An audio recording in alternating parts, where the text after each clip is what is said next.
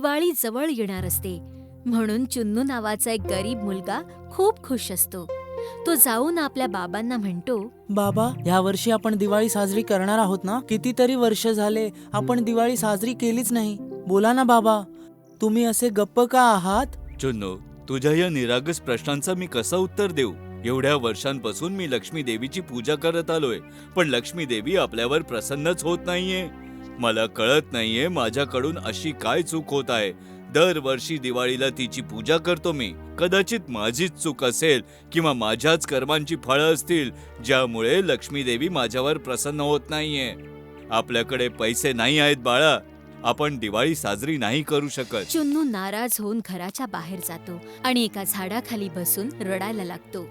तुम्ही का बिचाऱ्याला नाराज केलं? कमीत कमी खोटच बोलला असता की साजरी करू दिवाळी. नाराज होऊन निघून गेला बिचारा. विमल, जे खरं आहे ते खरं आहे. आपण दिवाळी साजरी नाही करू शकत. का त्याला खोटी आशा द्यायची? त्यासाठी मी त्याला खरं सांगितलं.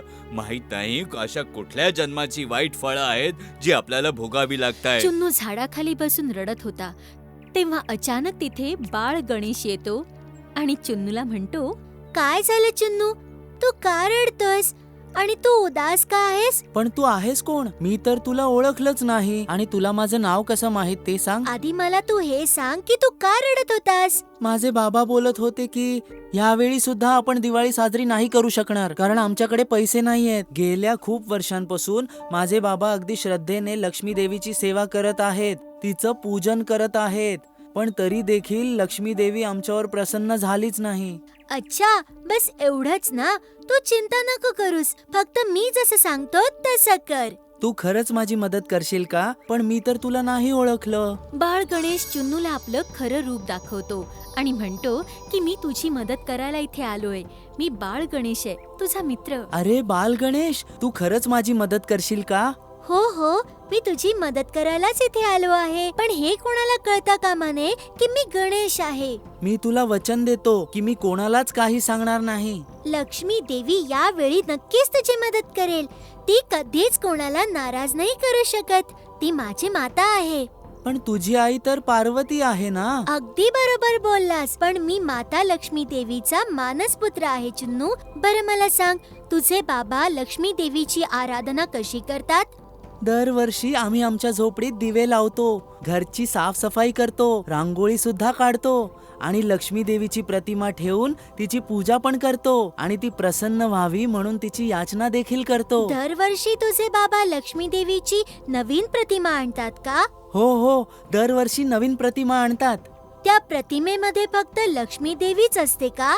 हो, फक्त लक्ष्मी माताचीच प्रतिमा घेऊन येतात. गावातला दुकानदार आहे ना, तो बाबांना दरवर्षी प्रतिमा आणून देतो. अच्छा, असं आहे तर. का, काय झालं?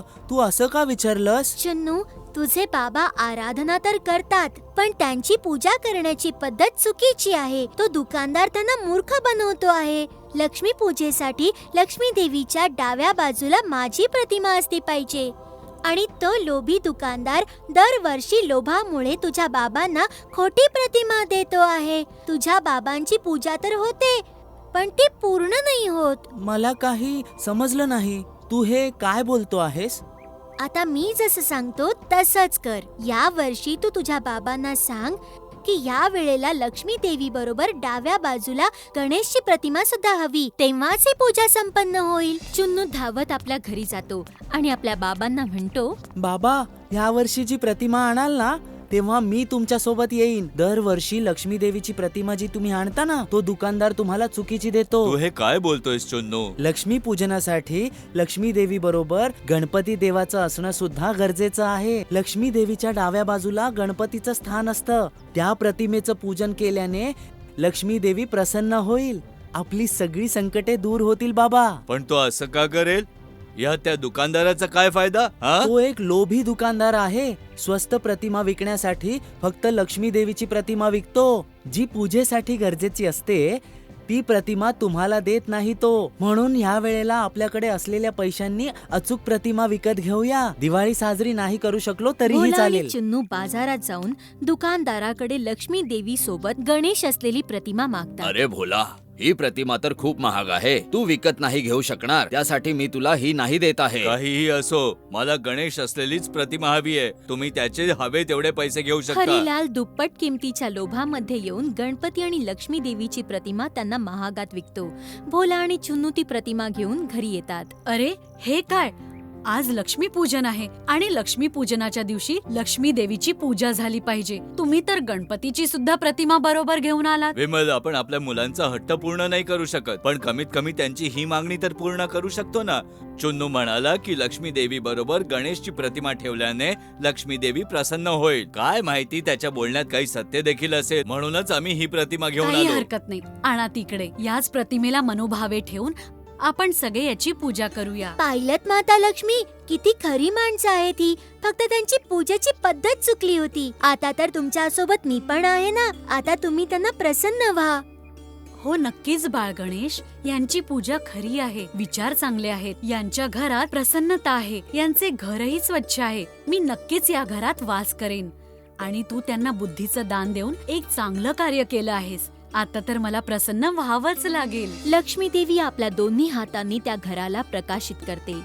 पूर्ण घर प्रकाशमय होतं. त्याच रात्री भोलाच्या स्वप्नात लक्ष्मी देवी येते. भोला, मी तुझ्या भक्तीने प्रसन्न झालीये. तू आणि तुझे कुटुंब खऱ्या मनाने माझे आणि गणेशाचे पूजन करत आहात, आणि म्हणूनच जे मी तुला सांगत आहे ते तू नीट ऐक.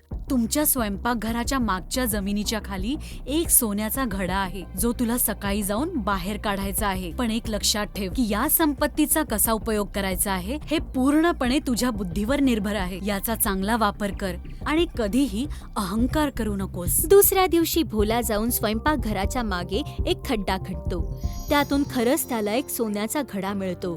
तो येऊन ही गोष्ट आपल्या पत्नीला आणि पुत्राला सांगतो आणि लक्ष्मी देवीला हात जोडून सांगतो, माझ्या पोराच्या माध्यमातून का होईना, लक्ष्मी देवी तू माझ्यावर आज प्रसन्न झाली आहेस.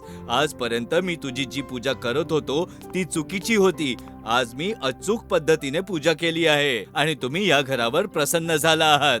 मी तुम्हाला वचन देतो की मी कधीच या संपत्तीचा अहंकार नाही करणार, ह्याचा सदुपयोग करीन. अशा प्रकारे चुन्नू आणि त्याचं कुटुंब धूमधडाक्यात दिवाळी साजरं करतं. आणि मग चुन्नू पुन्हा एकदा त्या झाडाजवळ जाऊन बाळ गणेशाला आवाज बाळ देतो. गणेश, तुझे अनेक अनेक धन्यवाद. आज तुझ्यामुळे माझा पूर्ण परिवार सुखी झाला. माझे बाबा आणि माझ्या आईच्या चेहऱ्यावर आनंद झळकू लागला. आम्ही दिवाळी सुद्धा साजरी केली. चुन्नू, मी तुला माझा मित्र मानलं आहे.